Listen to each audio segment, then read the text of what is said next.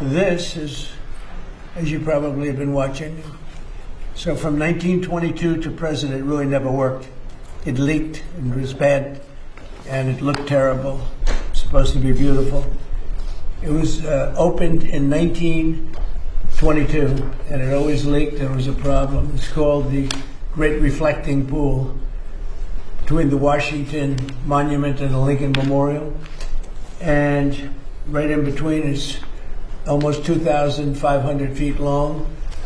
I could show you, it would be like the tallest building in the world laid on its side, and the building wouldn't reach it. And today it gets completed. The pool gets completed at 4 o'clock, and the water will start to flow in, and it won't leak because it's done properly. And it's going to be beautiful. It's going to be American flag blue. It's the color we picked. And I think it'll be something amazing. It's never worked. A great concept that never worked because it always leaked. They used stone originally, and the stone leaks because it's got a lot of crevices. And we have a very special material that we used, and we'll do this for a tiny fraction. You remember President Obama tried to do it, and it failed miserably. They spent over $100 million between him and Biden. They spent much more than $100 million, and it never worked, and it was filthy dirty. We took out 12 truckloads of garbage out of this pool. It was just rotting and terrible, a terrible thing for the country. So we have many monuments and fountains all over Washington, and we're just about completed with all of them. The fountains are all working now, 28 fountains. And as of this moment, just about this moment, a couple are going to be a few days longer. And we went on a real kick. Some of the most beautiful fountains in the world, but they haven't worked in 30, 40 years, most of them. As you know, you saw the one in front of the station. Union Station was horrible, and now it's beautiful. It was all covered in graffiti. But this would be the big one, because this is, again, could you get me that picture of the how it compares in size to the biggest buildings anywhere in the world? It's sort of amazing. So we're very proud of that. We're proud of a lot of things we've done, but this is something. So Washington now, as you know, a very safe city. It's considered a very safe city. It was a very unsafe city 14 months ago. Now it's a very safe city, so we're very proud of that. But it's also become a beautiful city. The encampments, the homeless are no longer sitting in the middle of the park. The level of beauty of the city is incredible. We regrassed many of the areas. We're really doing a job at Lafayette Park, which is really the entrance to the White House. And that's going to be completed very shortly, and it'll be incredible, as it was originally envisioned. Most of it we're doing as originally envisioned. And if you walk across the street to Lafayette Park, you'll see something that's incredible. It's going to be, we'll have it open before July 4th. This, we wanted to get it open before July 4th. On the reflecting pond, or the reflecting pool as some people call it, very important to us was the longevity, having it so that it's not closed every day. All these are, I just had this done. You're getting a first glimpse, but that's your size compared. So those are compared to, those are among the tallest buildings in the world, including the Empire State Building, World Trade Center, Sears Tower, Chicago. So if you lay it on its side, you'd take 2 or 3 of them to fill it in, because the width is almost 200 feet wide. And actually much more than 2,000, close to, including everything, it's about 2,500 feet in length to the end. And it's going to be beautiful.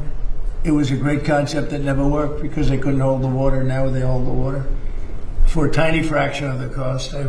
We did a fantastic job, and Department of Interior was amazing. Doug Burgum, really absolutely amazing. And you're gonna have something you're gonna be very proud of, and it'll last for 50 to 100 years before you have to do anything with it. Very strong, powerful substance that we use.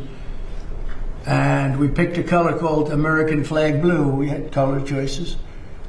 And before it was just gray. It was a color of concrete and stone. So it's going to be really special. I thought you'd like to see it. And the work ends on the pool, we also did a lot more than we anticipated. We did all of the sidewalks outside of the pool where people walk or they stand. That's where Martin Luther King made his great speech with 1 million people. I had the same amount of people. Actually, I had a little bit tighter. It was a little bit tighter. They said he had 1 million people and I had 25,000 people. And yet if you look at the picture of comparison, the exact same location, the exact same pool, except now the pool's clean. It was filthy dirty then. But it was amazing because that was my first glimpse into politics. I made a speech and I had more people. In other words, you put the picture side by side, which we have, and they said, I had 25,000, he had 1 million, but I had more people. They were tighter.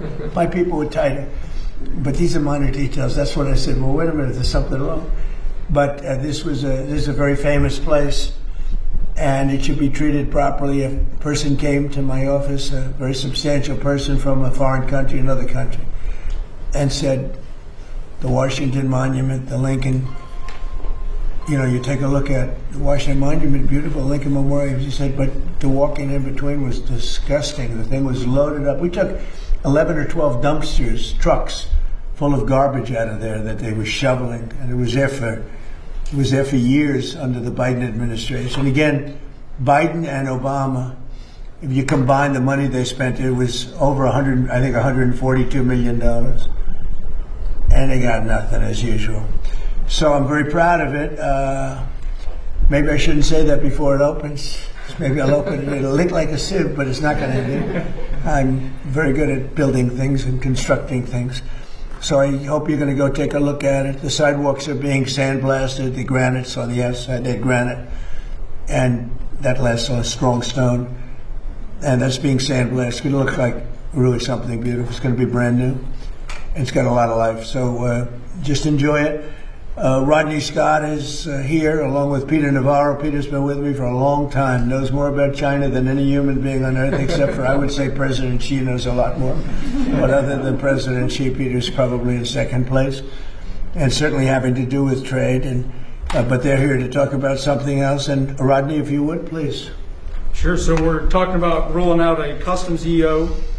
Why is that important? Basically, it's America first in the trade environment, like we've been doing on the border. People are used to the illegal immigration, the narcotics, we've locked that down. This is literally taking the same principles and applying them to trade to protect American industry. Different countries and different people are undercutting our import-export rules, the tariffs, to literally undermine American businesses. And we're going to put a stop to it in the same way. We are going to increase the amount of data we have, so that we can actually make conscious decisions about who and what comes into this country. And we're going to start holding people accountable. So we're literally going to use the rules that are in place to a certain extent and then make some recommendations for legislation going forward. But we're going to start holding trade accountable for bringing threatening things and threatening products into our country, just like we have on the rest of the border. So Customs and Border Protection gets a lot of attention for the border wall, everything else. This is going to be basically the equivalent in the trade environment. And sir, you did a miracle when you came in. You shut that border down in a matter of days to what has been a flood of millions of illegal aliens. And a secure America is a safe America. What we're going to do here, the EO you're going to sign, that's about a $20 to $30 billion a year EO you're going to get, because we are going to crack down with this detective border that CBP is putting in innovatively. We're going to crack down on the fentanyl. We're going to crack down on the unhealthy products, the counterfeits, and all the tariff evaders. So this is a message to the world today. When you sign this, there's nowhere to run, nowhere to hide, and this is what Donald Trump does. He secures our borders, and not just physically, but in terms of trade. The new customs border is going to be awesome. Thank you. Thank you, Peter. We had millions of people pouring through our border.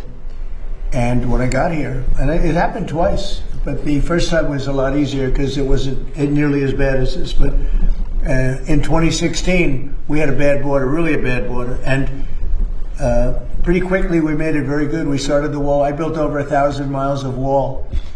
Without that, you could have never done it, no matter how good you do. The wall has been, remember the Democrats, I call them. But the Democrats said the wall doesn't do anything? They said no. Walls work. Two things. Everything else is obsolete. It gets obsolete quickly. Two things: wheels and walls. They've been here for a long time. A wheel and a wall you'll always have. Other things, your computer's going to be obsolete about 2 days after you buy it. But wheels and walls, they work. And we built an incredible wall that stretches more than 1,000. Think of it, 1,000 miles. And without that, we would not be as successful. We're building now additional areas because we need some additional wall in certain areas. But we had millions of people, 25 million people. I think it's more than that, but 25 million people came in during the Biden years, the Biden disasters. And we stopped that. We stopped it down to zero. Hard to believe, but the numbers come out. Every month they come out 0, 0, 0. People don't come anymore because they know they're not going to get through. So we had caravans with 10, 15, 20, 25,000 people coming up from countries. And remember, I know these people. I know the leaders of the countries. They're smart, and they're cunning, and they're streetwise. And they would put their people that were from prisons in there. They would put their murderers in there, and they'd put a lot of bad people. And they'd also put people that just didn't work. They'd put all of their welfare recipients in there, and they'd send them into our country. And all of that stopped. And many of those people are now brought back. Many of the murderers, 11,888 were murderers.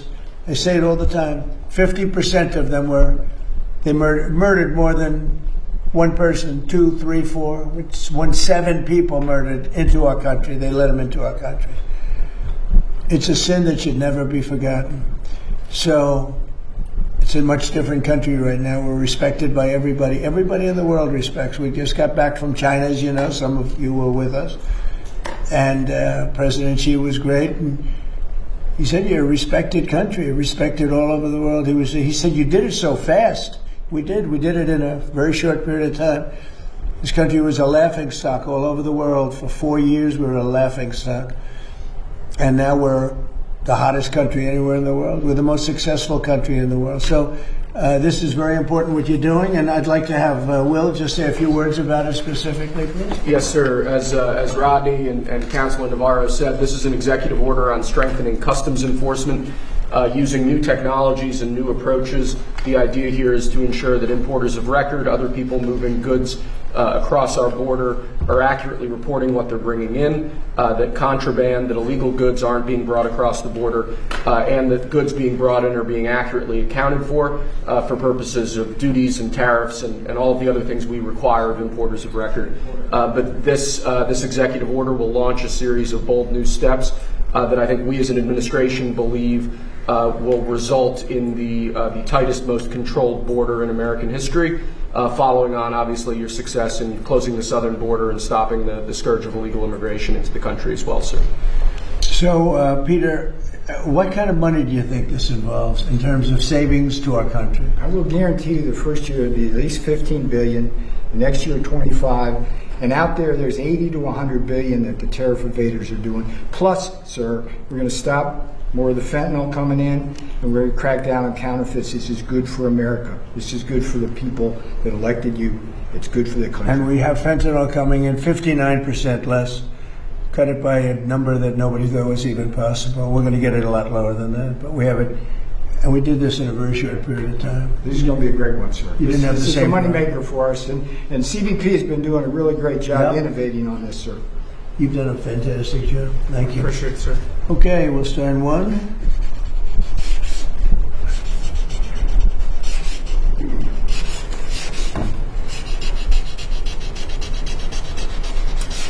Oh, that's a good one. That's a nice one.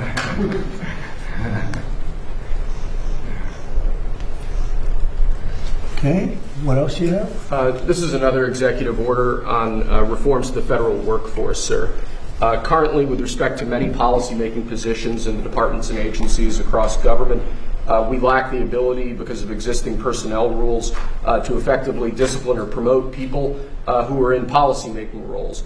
This executive order follows on a number of previous executive orders. The end goal is making the federal workforce more accountable and ensuring that people, particularly in policymaking roles, aren't unaccountable to the wishes of the administration. And the reason for this was what? Whose idea was that? James Shirk, who's here from Domestic Policy Council, can Would speak you like to to that. say if it wants. something? Come on. You did a great job on this. Go ahead. Thank you, sir. It's been a long-standing problem that it's almost impossible to fire a federal employee, even in cases of serious misconduct. And as a result, if you have employees who are trying to undermine the wishes of the American people by pushing their own agenda or just incompetent at what they're doing, agencies have a long-standing difficult time getting rid of them. And that's a particular problem if you're in a senior policy influencing role where you're controlling the policies of the entire agency. What this does is basically treats those employees like private sector workers. They're going to be hired on the basis of merit and competence, but if they're messing up, then they can be removed quickly rather than taking a year longer to get rid of them. That's great. And you were very much involved? I was, sir. This guy central cast? Maybe, sir. Tell him. He's like perfectly casted. I'm casting a movie. You couldn't have done that any better. Were you nervous? A little. Thank you, sir. Would anybody else like to say anything? About either one? What about you? Come on over here. Come on. Can you top him? You don't have to. Thank you very much. Great job. Go ahead, please. Yeah, this customs reform EO is a long time coming for us. Helps us solve problems that have plagued the customs system for many years. We've had a system where people have basically been able to hide behind shell companies. They move from one to the next, and then we can't go after them. This EO really enables us to crack down and hold people accountable. It's so important. I know you took it so seriously. See how serious they are? I mean, there's a love of the country. This isn't like normal stuff. These are the smartest people in the world. They can do anything they want. They can have any job. And they love this country. They just want to be here. And they hate what you saw. And you fixed it. Thank you very much. All of you. Anybody else? Anybody? Only if you want. I'm not going to call anybody. Anybody? You don't have to. They covered you well, right? I don't know if you could do any better. Thank you very much. That's a great job, fellas. It's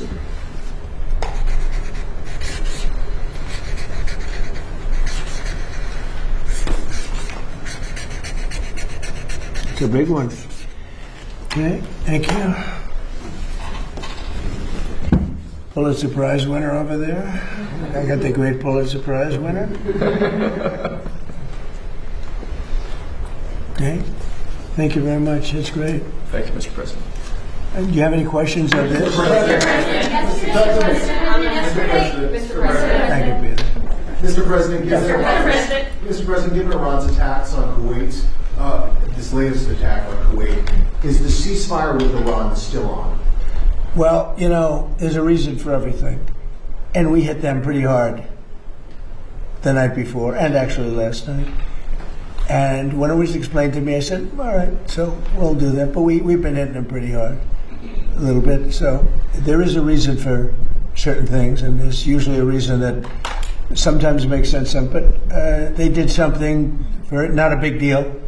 We got it. We nipped it in the bud very quickly, as we do. We're the greatest military in the world.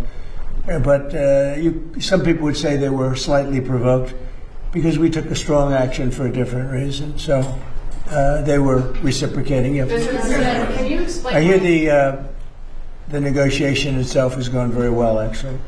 Very well. Mr. President, yes, Could happen. I mean, if it happens, and it might not happen, you know, who knows? But if it happens, it could happen like over the weekend. How do you define ceasefire? How do you define ceasefire? Pretty much the way it is. It's a different part of the world. You know, I'd say in that part of the world, ceasefire is when you're shooting in a more moderate manner. Mr. President, yesterday you signed. It's not bad, but it's true. I mean, it's a ceasefire there is much different than a ceasefire in other parts of the world. Mr. President, can you explain why you decided to drop the anti-weaponization fund? So I love it. I think it's so important. This is a victim right here, but not only a victim, he was also a student of it. What happened to great people, great American people, the way they were victimized, the way they were savaged. You have suicides. They killed themselves. They went bankrupt. They were weaponized by the Biden administration, by a bunch of thugs, including Obama people. And like nobody's probably ever been. I mean, I can think of maybe 2 instances in this country where they've had it to somewhere that extent. I'm not even sure if it was so much. They were put in jail for long periods of time. They were accused of things that never happened. They had prosecutors that were radical lunatics, and their lives were destroyed. And frankly, we had a lawsuit that against us on the weaponization, where the judge, a radical left judge, ruled against it. And we'll see how that all works out. But a radical left judge ruled against it. But these people, their lives have been destroyed. Their families have been destroyed. Many of them. I'm not just talking about a few people. Many of them. I'm one of them. They raided my house, Mar-a-Lago. That never happened. Nobody ever thought of a thing like that. It turned out that it was a total fake. Everything about it was fake and corrupt. We have all the information. The good advantage to sitting here is we can get information that you wouldn't get by what we have and what we are going to be showing over the coming weeks and months. You're not even going to believe. Some of you will believe it, like CNN will believe it because they knew what was going on. They're crooked as hell.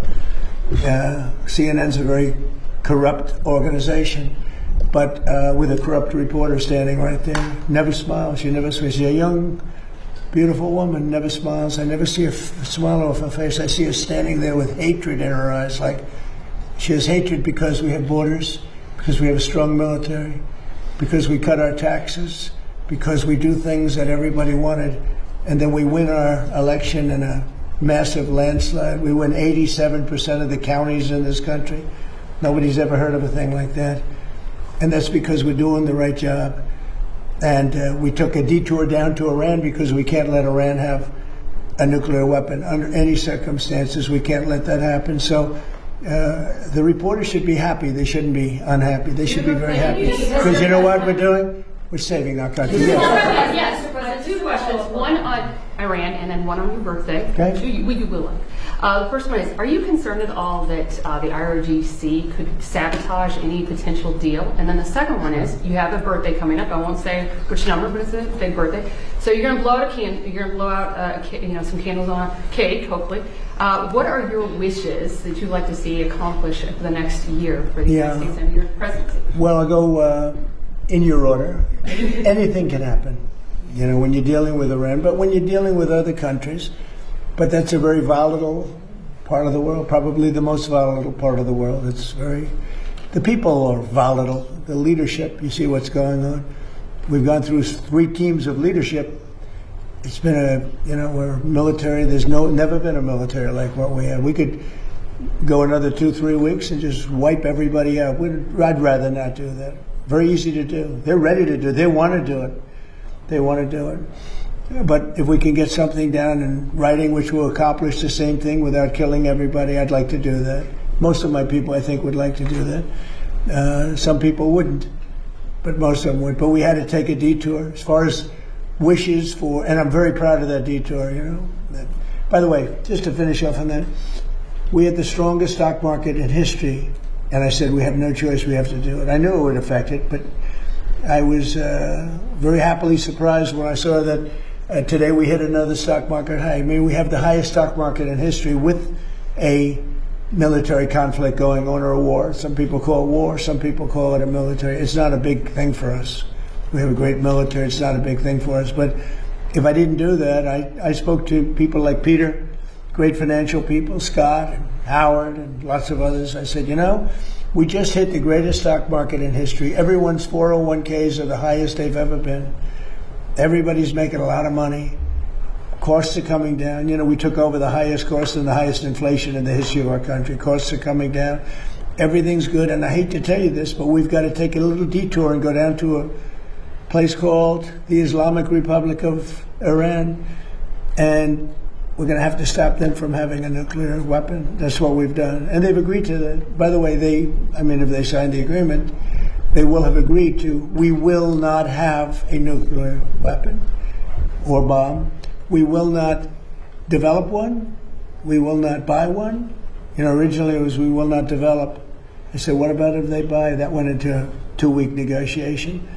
But in the end, we got that. Now, we got it if they signed the paper. In theory, they're pretty close to signing a paper. We've actually gotten along with them very well. And you know what you saw for the last few nights? It takes two to tango. You understand that. We hit them very hard on something else, unrelated. And so they were responding. But, and not very strongly. As far as birthday, as far as wishes, I want to just, we have a phrase, I think it goes down, I would think, in the history of our country, maybe the history of the world, is the greatest slogan or phrase ever. Make America great again. That's all I want. I want to make America great again. I think we've come a long way. I think we're the most respected country in the world right now.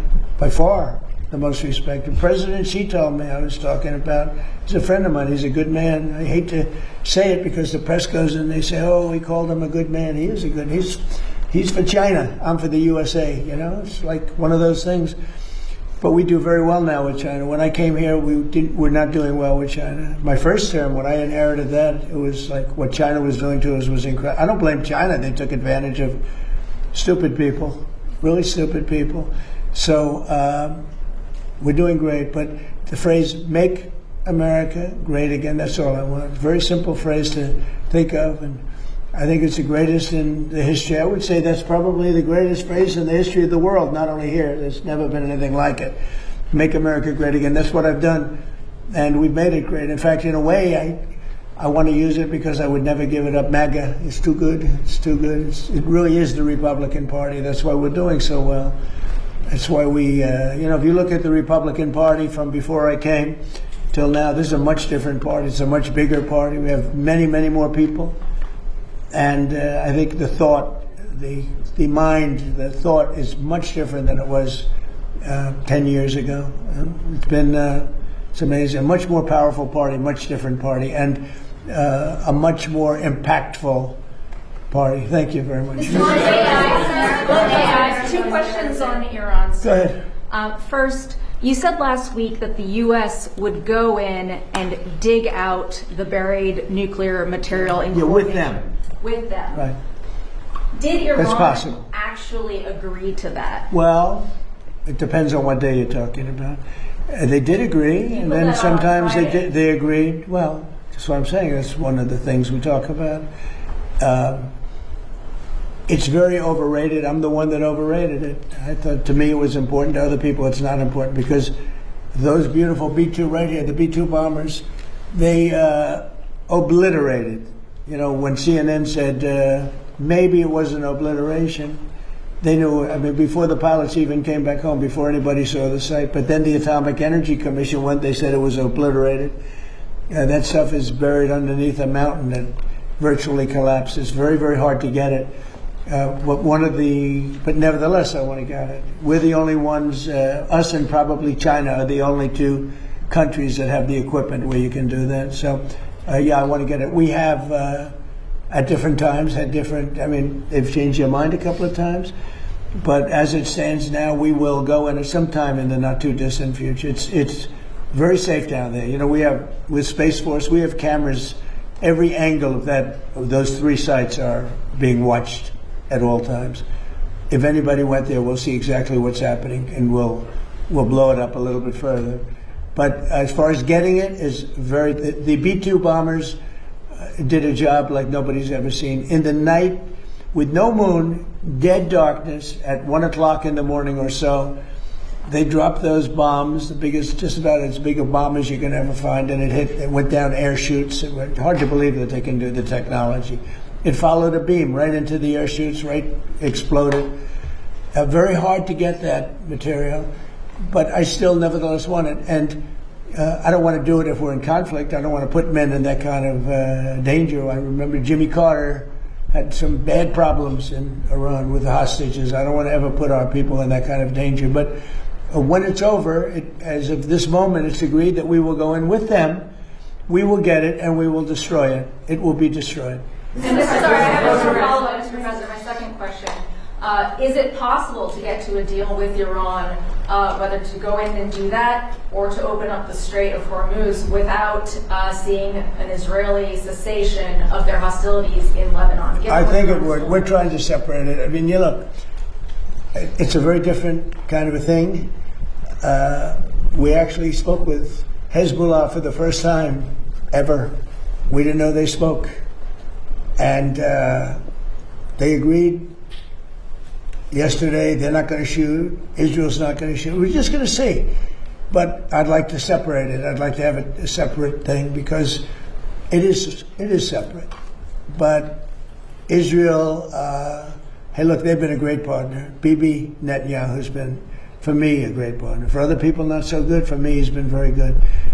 We were very effective, what we've done. And they needed us. They couldn't have done it without us. Couldn't have even come close. And they needed us. And they got us to help them with a real problem, because Iran was a real problem, a big problem, a worldwide problem, because they wouldn't have stopped with Israel. They would have blown up the Middle East. And you saw that by the rockets.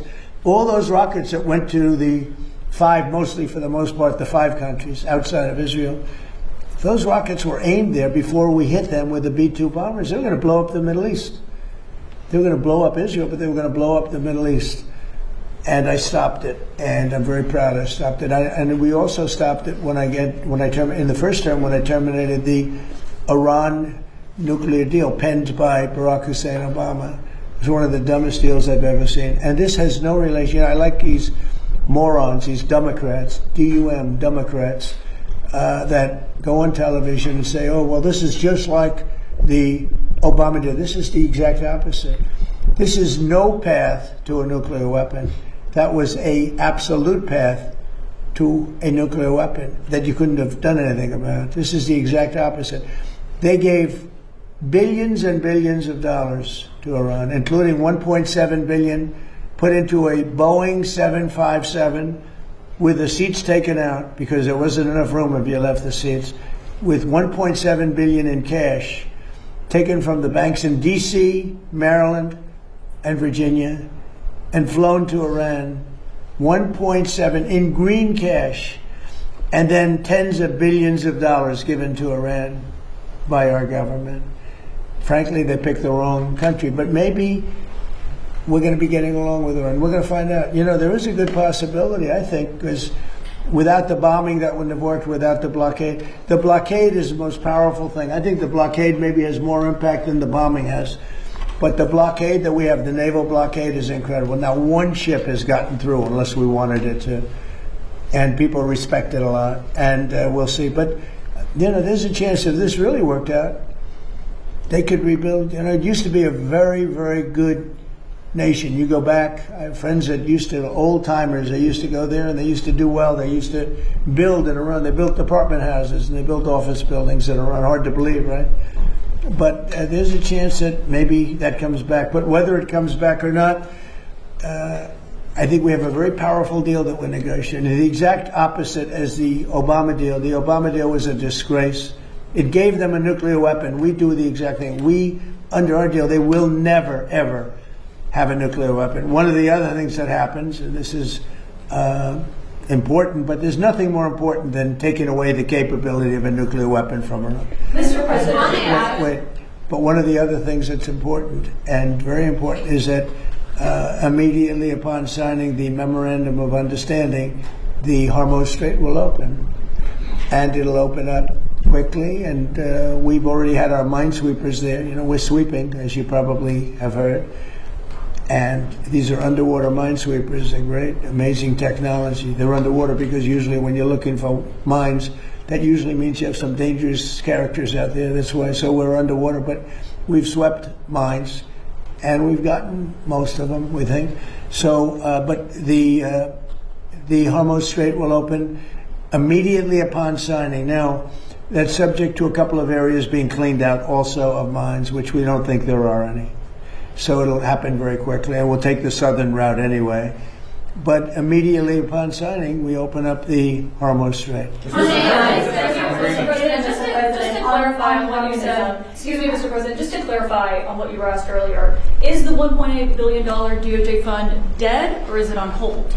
It's, I'd have to ask the lawyers, I don't know. I know one thing, the weaponization, are you talking about the weaponization fund? Yeah, what's your decision? The weaponization fund, as far as I'm concerned, was a beautiful thing.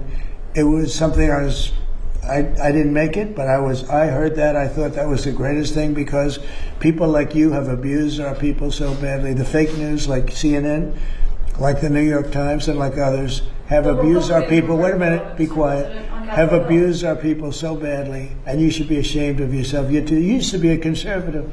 She was a conservative from Alabama, can you believe it?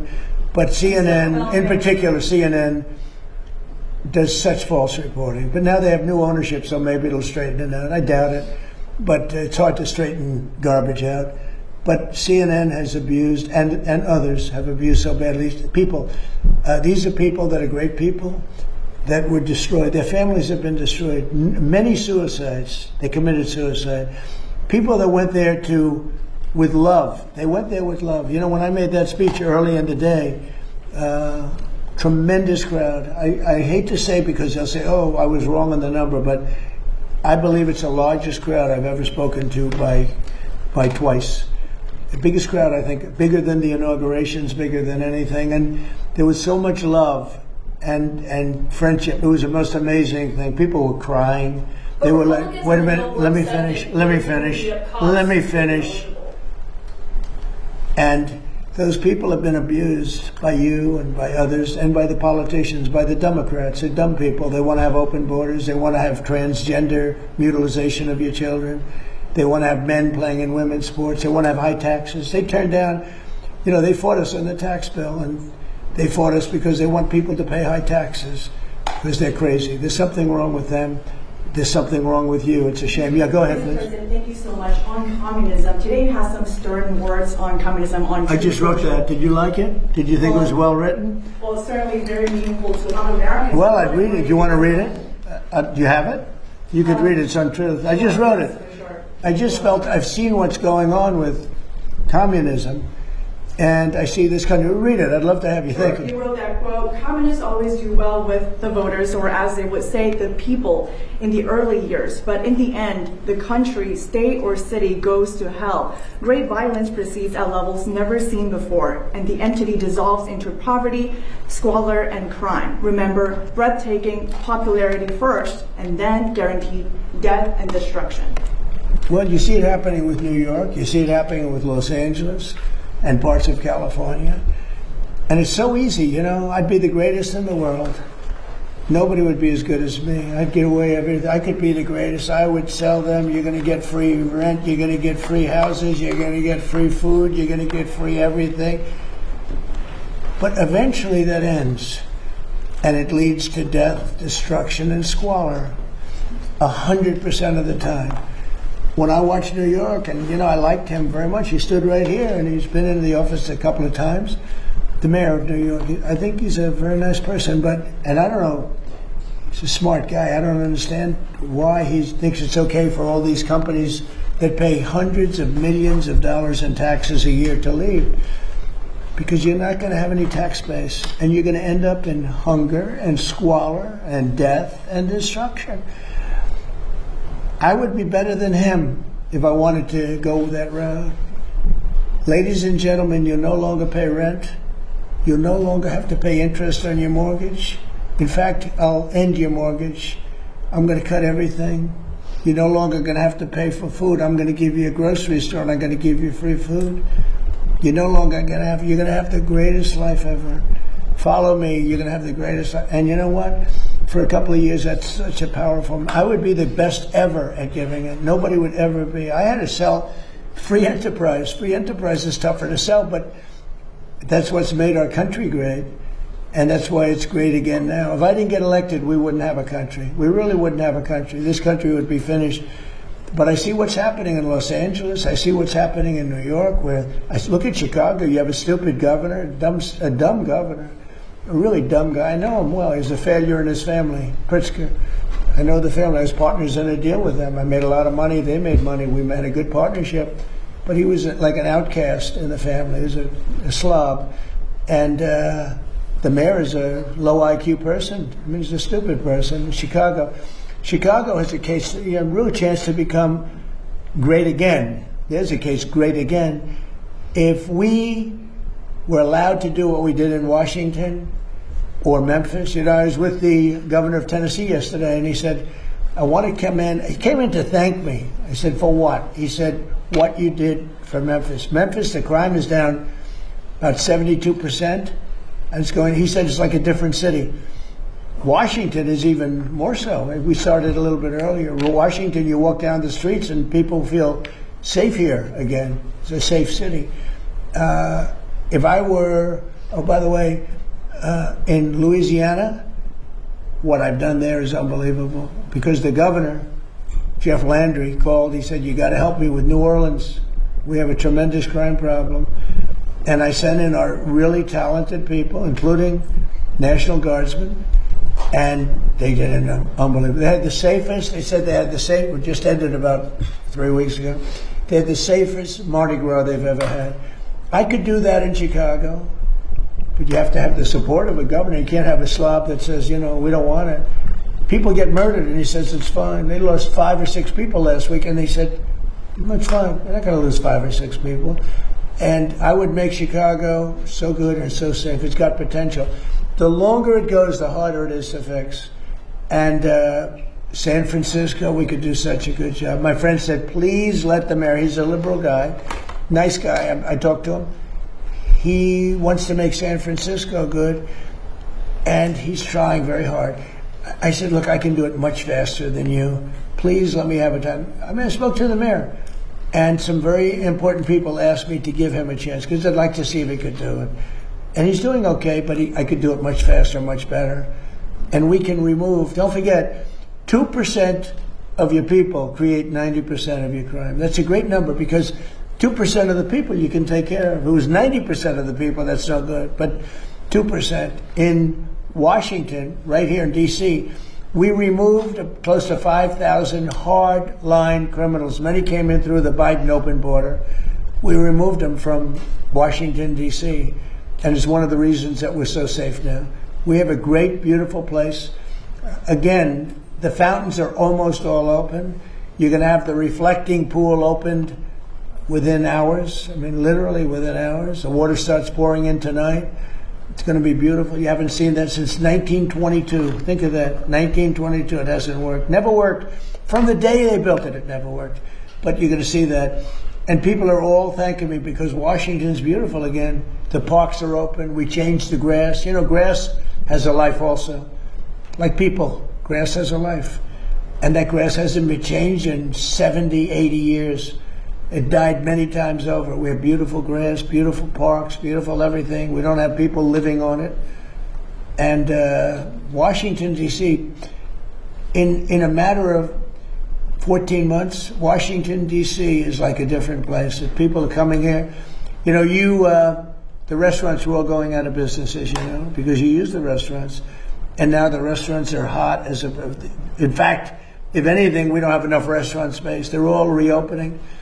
It's become vibrant. It's a beautiful thing to watch, and I am honored that I've been able to do it to our nation's capital. Thank you very much, everybody.